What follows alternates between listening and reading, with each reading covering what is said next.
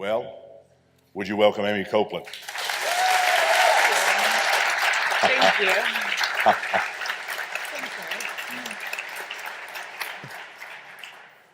We're going to talk a lot about where you are right now, but would you take us back to your life prior to May 2012? What was Aimee Copeland's life like? So in May of 2012, I was 24 years old, and I was a student at the University of West Georgia in Carrollton studying psychology. I had graduated from UGA, also with a degree in psychology, and I was working 3 jobs. I was a research assistant at the college, I was also a bartender on the square, and I was a waitress at the Sunnyside Cafe. So my life was never dull. So you're doing that, and then everything changes in a moment. Yeah. Give us kind of, did everybody follow the story when it was happening in real time? We were following the story, so give us the quick version of how that happened. So it was actually one day after my shift at Sunnyside that I'd gone over to a friend's house, a fellow waitress, and we were exploring her backyard when we stumbled upon this old homemade zip line on the Little Tallapoosa River. There were 3 of us there, and we each took a go across the river, and it was actually on my second try that the zip line snapped and my body crashed into the sharp rocks below. I knew it was bad. I had to be immediately sent over to the hospital by ambulance, but within 72 hours, my entire left leg had rotted off, and it was discovered that I had flesh-eating bacteria that I had contracted that day, and all of my organs were failing. In fact, I was dying in that moment and had to be life-flighted to Augusta, where my left leg was amputated at the hip, and over the course of the next few months, my life would continue to change as my hands and my right foot were also amputated. I can't even fathom what that would feel like. Was the grief, did you go into extended stages of grief, or how did you process all of that? In the beginning, when I was in the ICU, which I was in the ICU at Doctor's Hospital in the burn unit for 2 months. And during that time, I was on all sorts of painkillers. So as you can imagine, my emotional state was numbed as well as my physical state. It actually took going to Shepherd Center, which is in Atlanta. It's a spinal cord injury hospital some of you might be familiar with, where I was weaned off all the pain medication, and suddenly it hit me how this was going to affect the rest of my life. And it was at that point when I began the grief process, which is really difficult because if you think about it, all my loved ones were already 2 months into the grief process. And it was difficult for me at that time to suddenly feel the sadness, the fear, and the anger that comes along with losing not only so much of your body, but so much of your ability. And you were quite active. I mean, you had to have oh my gosh, what is my life going to be like now? Absolutely. Yeah, I was always very active. I loved, actually, the week before my injury, I was scaling 50-foot cliffs doing traditional rock climbing with ropes and things. I was a trail runner. I practiced yoga for many years. I was a canoeer. And I was actually studying a really unique field of psychology called eco-psychology that explores the connection between the psyche and nature for healing purposes. And so suddenly it was like I was really isolated from what I love to do. I didn't know how I would get out on the trails anymore, how I would experience the world, which had become so important to me. Oh my goodness. Now at Shepherd Center, you're learning how to redo everything? Essentially, yes. In the beginning, like I said, I was very emotional, and during that time, a lot of it was based on just strengthening, core strength, upper body strength, the things that I would really need. And then I started learning how to brush my teeth and feed myself and get dressed and just do the basic things in life, which was pretty scary going home because I'd had all these nurses waiting on me hand and foot. And it was actually when I learned the most was when I went home and there was nobody to do anything for me and I had to just figure it out.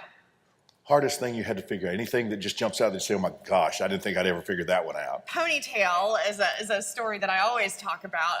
Putting my hair in a ponytail was one of the most difficult things because there wasn't a way out there. Like nobody had to pioneer That's awesome. the ponytail That's for awesome. amputees. So that was pretty cool. Everything was a challenge, from the tiniest thing that you can think about to things like kayaking, which I've since learned to do again. Friendships, did they change? Were they there? How did that work through something as difficult as what you went through? I always had a ton of friends, a lot of acquaintances too. I was a concert goer. I love going to concerts and music festivals, so I had a lot of people that I would go to concerts with and then I had my friends that, I had more intimate connections with, and it was the friends with the more intimate connections that were there for me even through the pain. Some of the acquaintances who were all about having fun with me didn't show up later, but the people who were my biggest support system did, and that meant the world to me. And in the research I've done during my master's program in social work about tragedies like mine, it seems like for everyone, having a social support system is the number one protective factor. It doesn't matter how much money you have, where you live, having people around that care about you and take care of you is the most important factor. Wow. What was your biggest frustration in learning life in a wheelchair or with prosthetics? What was the big frustration for you? That the world was not made for people like me. Right. It was nothing about me or my abilities that was frustrating, but the fact that the world doesn't have people like me in mind. And it really opened me up to thinking about other people in wheelchairs and people with hearing impairments and people with vision impairments and how many places are not accessible. And I continue to be frustrated to this day by places not being thoughtful about putting in ramps and lifts and accessibility options because if that's not in place, we just can't go there. And it's very sad to me, and I continue to be frustrated by that, but also I continue to have gratitude for places where I go that do have that in place and places that are thinking about what we need. I was going to ask you, you mentioned when we were talking before, Viktor Frankl had written a book. How was that of help to you? So if any of you guys know who Viktor Frankl is, he was a psychotherapist who was in a concentration camp during the Holocaust. He wrote the book Man's Search for Meaning. And this book was actually written while he was in this concentration camp and talked about sort of how they got through it. And what he noticed the difference was between the people that got through it and the people that didn't, the people who gave up. And meaning was so important to him, having a purpose. And so for Viktor Frankl, his purpose was his wife, who of course he'd been separated from, and he would spend a lot of time visualizing her face, and that's what kept him going. And he said the people who lost hope, who lost that thing, that purpose, were those who gave up. And so when my dad first showed me my hands all curled up and black and told me they would have to be amputated, it was Viktor Frankl who I thought of, and that if he could do that, then I could do this, and I could have purpose, and I could find meaning, because I knew I wanted to live. I had the drive to live. I had the hope, and I knew that I had to hang on to that if I was to get through this. Observation, because I obviously know a lot of people, and you'll agree with me on this. Some people go through hard times, and they want to lay down, and they just want to quit. They just don't have it in them. And then others, they do what you did.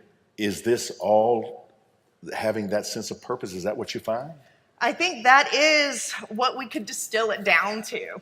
That being said, that's sort of a difficult thing to instill in anyone, right? We all have to find our own purpose. We all have to have our own meaning, and it can't be imposed on you from the outside, because then it's not yours. And so I think that finding that meaning and being able to hold on to it could be the determining factor. That being said, in my psychotherapy practice, I often ask, what makes some people get through things where other people can't? And I think if we had a really good answer to that question, I would be out of a job. Right. So, right. That's true. Yeah. I would be too. Right. Yeah. Good point. Good point. Yeah. Let's not help them on that. Yeah, not really. I don't think there is an answer, not one that we could say. I think it's an experience. The answer to that question is something that you have to feel, right, in order to really get it. You have to realize it in the sense that you make it real. It's real for you. Was faith a part of your wiring? Was that a part of your life? Yeah, I think that that is a purpose. That is a big part of my purpose, is the belief that there is a much greater story than just mine. And my life and my purpose is to fit into everything else that's happening and to leave the world a better place than it was when I found it. And I think that during these dark nights of the soul, faith is the only option. I mean, you have to believe that all of this pain is here for a reason. Otherwise, we crumple beneath the weight of it. And so having that belief time and time again has allowed me to move through it. And a lot of that purpose and a lot of that faith has to do also with other people and with compassion and believing that, you know, the pain that exists in so many other people, everybody in this room, regardless if you have scars like mine or not, is the same that I've experienced through this entire journey. And I think that's what connects us. And I think that together we are bigger, we are more. And that's what has kept me going so many times, is that deep, deep belief. And I think that's what faith is. It's a very deep belief that cannot be shaken. And it's during these moments, these obstacles, that faith is developed, that faith is cultivated, because how would we ever know that we believed, that we really believed, unless there were little tests poking and prodding us, asking, do you really though? Or was it just easy when the external circumstances were easy? Yeah, that's a great point. Curious, did the pain, like when do you still go through excruciating pain even today? Yes, I still have chronic pain. It's been transformed in my eyes. So it's a little different because of the work that I've done, but it certainly exists there. And if I look at it in a certain way, it's quite excruciating. So it could be debilitating. If you looked at it a certain way, you could say, I got to lay down. I'm not going to do anything today. Certainly, yeah. Yeah.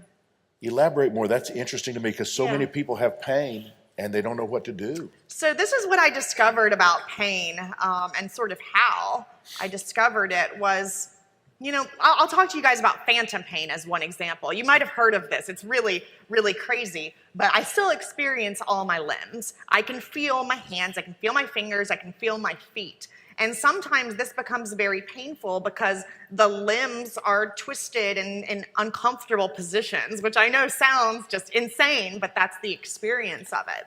And so my hands are curled up in fists like they were when my dad showed me my purple, dark, black hands.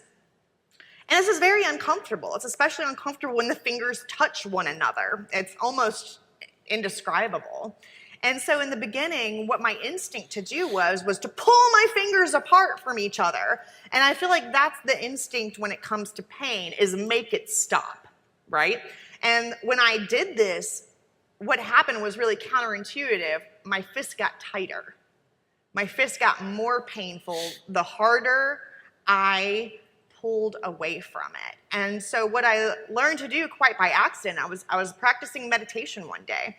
I was experiencing the feeling of the air on my arms, and that was very relaxing for my arms. And I completely relaxed all the tendons and all the muscles in my arms. And quite to my dismay, my fingers floated apart. And so it was by actually experiencing the pain and fully experiencing my body and relaxing into that pain that the pain ceased. And I think this is true for most pain that I experience, is that about 90% of the pain is me pushing the pain away. It's like the anxiety about being in pain. And only 10% of it is the physical sensation itself. So by leaning into pain, by exploring pain, by being curious about pain, it starts to dissipate. That's amazing. That's profound. That's very profound. You talk about the difference in sympathy and empathy. Elaborate on that, please. Yeah, so one thing that I've noticed since being in a wheelchair and having this body is that people will come up to me on the streets and be like, oh, you poor dear, like, we're so sorry that this happened to you. And what I see in their eyes that they're saying is, I'm so glad this didn't happen to me. And it's funny, there was a moment when I was in the hospital and I was laying in that hospital bed and my dad leaned into me and said, honey, I would do anything to take your place and to be in that hospital bed instead of you. And I looked him up in the eye and said, me too. Yeah. But you know, what he was saying was empathy. What he was saying was, I want to take your pain and I hurt too, you know? So to me, Sympathy is disconnection. Sympathy is putting other people at arm's length and saying, I'm glad it's you and not me. And empathy is about connection and saying, me too. I felt pain too, and this sucks. And it's really, empathy is about embracing, and sympathy is about being separate. And so what I've noticed is being with people and trying to understand people's situation is empathy. And sympathy is assuming that you already know. And so empathy requires connection, and sympathy automatically keeps us from connecting.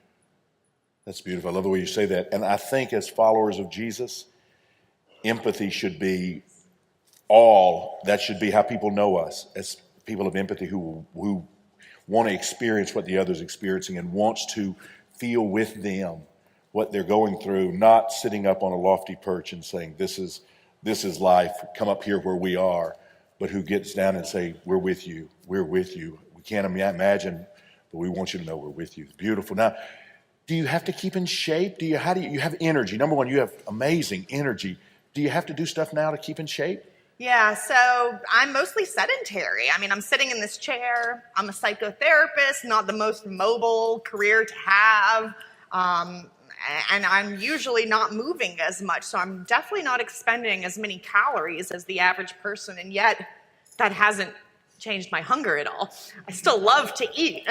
And so in order to balance that out, I do have to stay really active. I do a lot of transfers, which involves upper body strength and core strength, which is what they're really trying to instill in me at Shepherd Center. So it does take a lot of self-discipline to do my mat exercises, which are mostly adaptations on Pilates.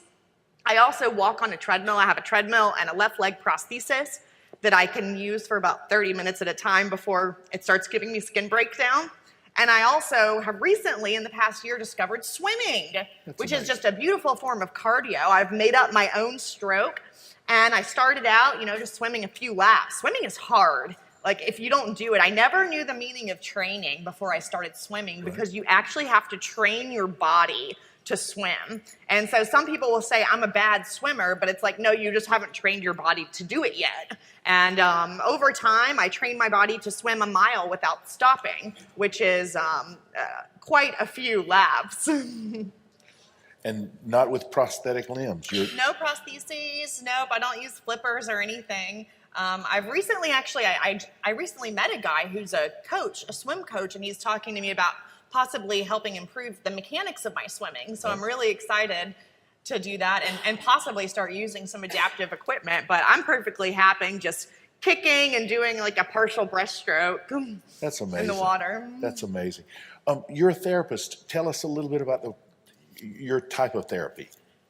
I love my job. It's amazing getting to sit with someone and hold space for whatever arises for them.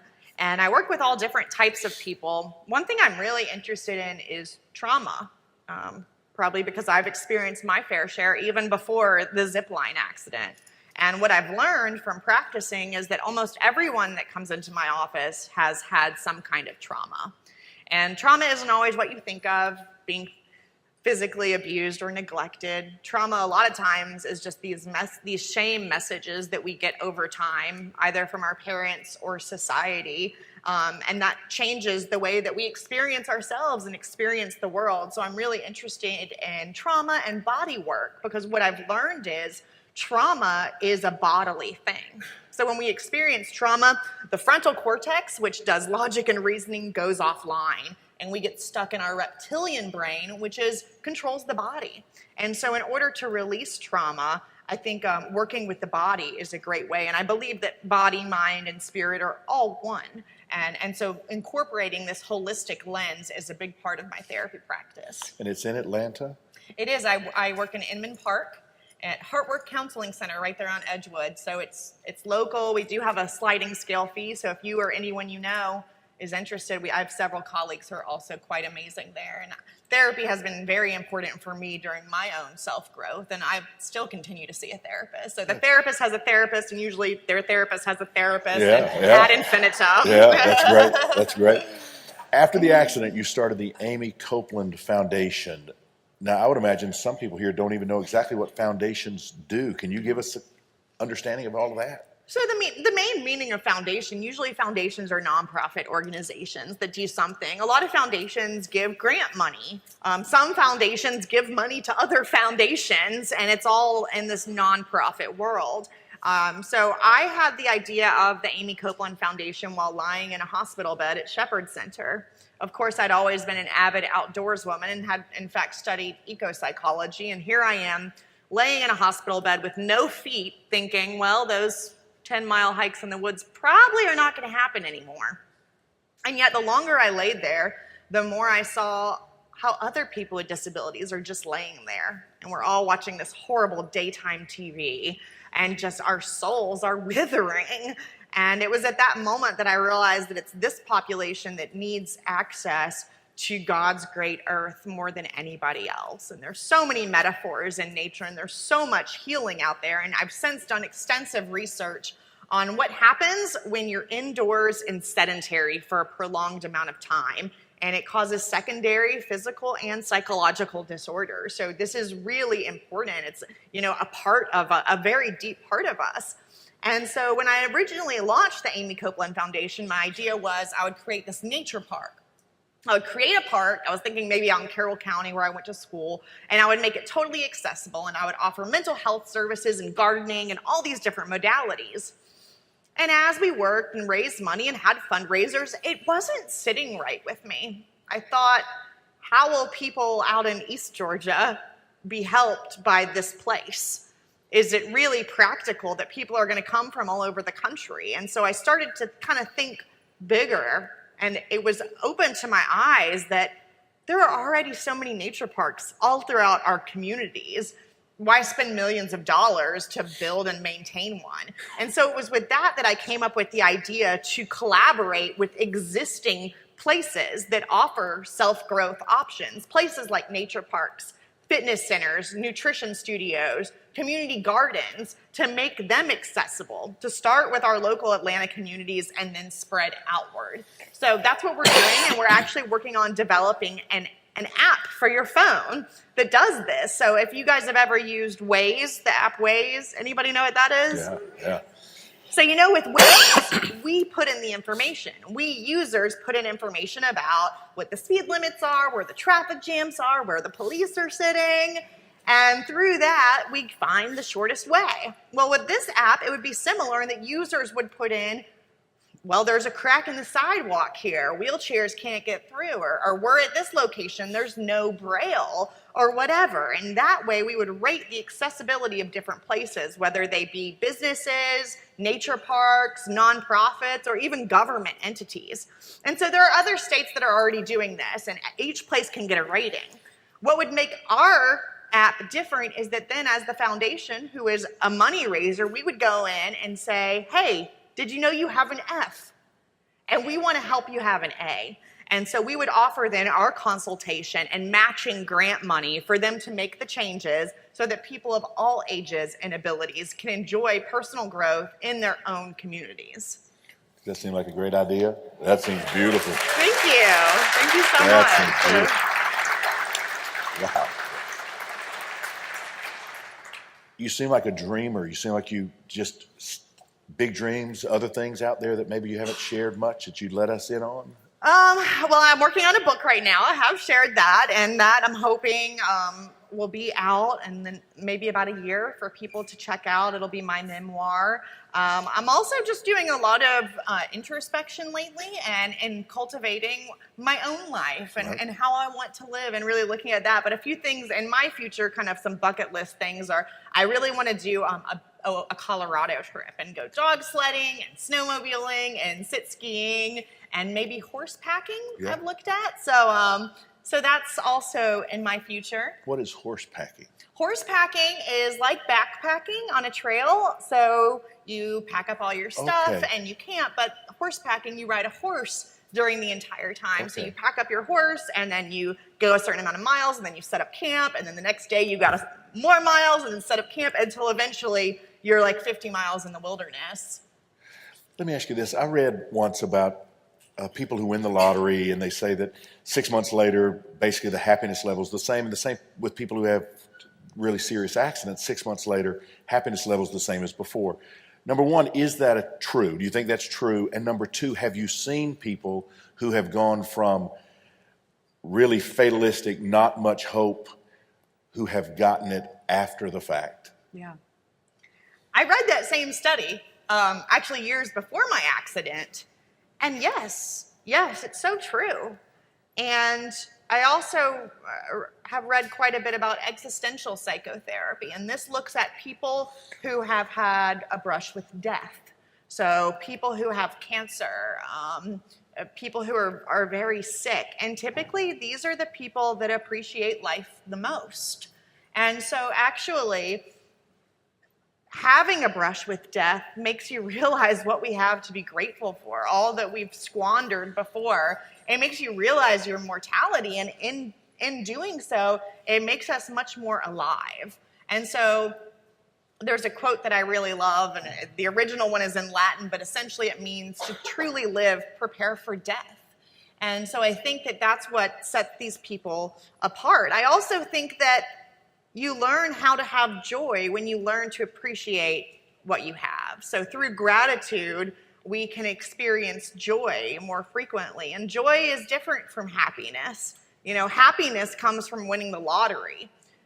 And joy comes from realizing that winning the lottery can never really make you happy, not long-term, not sustainable. Joy is much deeper. Joy comes from within and from internal circumstances. And I truly think that joy comes from self-love, self-compassion, and self-forgiveness first and foremost. And you see people who maybe go through something very devastating and who don't have the tools, but who are able to acquire the tools to process ultimately and become optimistic, positive people in spite of maybe their difficulties?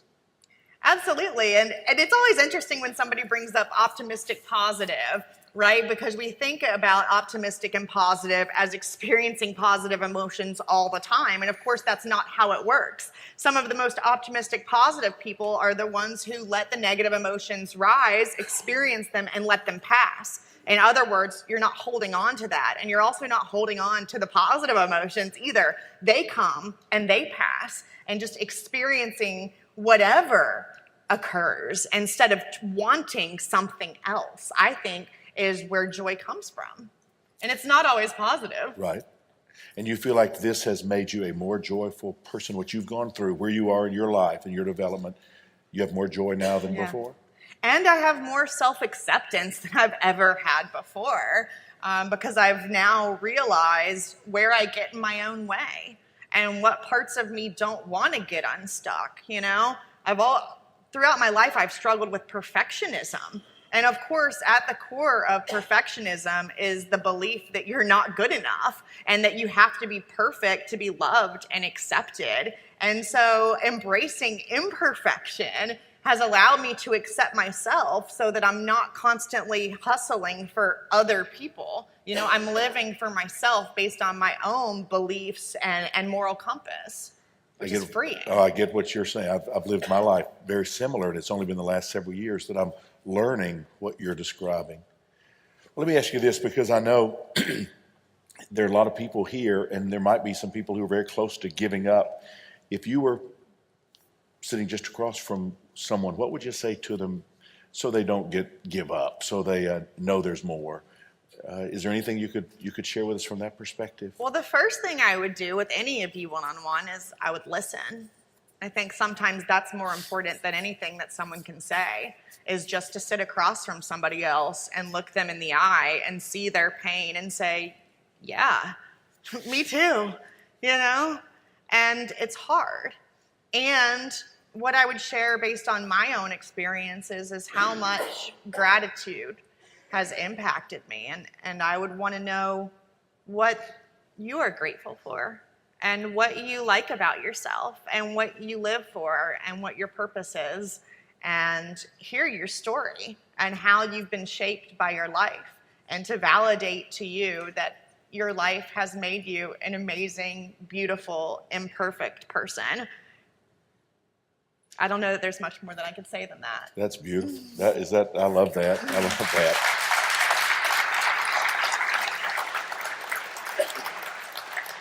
It is crazy to me how this works. When I saw Aimee's story developing, just like you watching the television, I remember saying to Jane, I want to be her friend one day. I want to be her friend one day. But I didn't know where she lived, didn't know how that would ever happen. And then the craziest thing, Jane and I went to a festival at Inman Park, and I'm talking to this lovely person, and I'm thinking, I think I know her. I think I know her. I think I know her. And it was a little starstruck a little bit, and then she said, "Yeah, I'm Aimee," and I said, "My goodness, I can't believe it. I'd love to become friends," and have had the privilege of spending a little bit of time with her, and that you would come and share with us this morning means more than you could ever possibly know. And we don't think this is the end. We think you're going to share many, many, many, many more times. Would that be okay with y'all if she just came back again and again and again?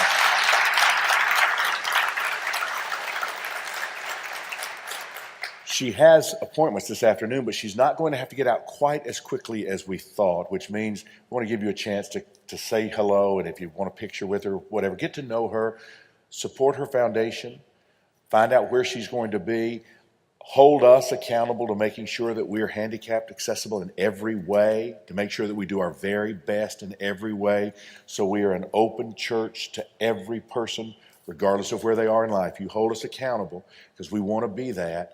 And we want our friendship to grow deeper and deeper and deeper. Would you give it up for Aimee Copeland? Thank you. Thank you all.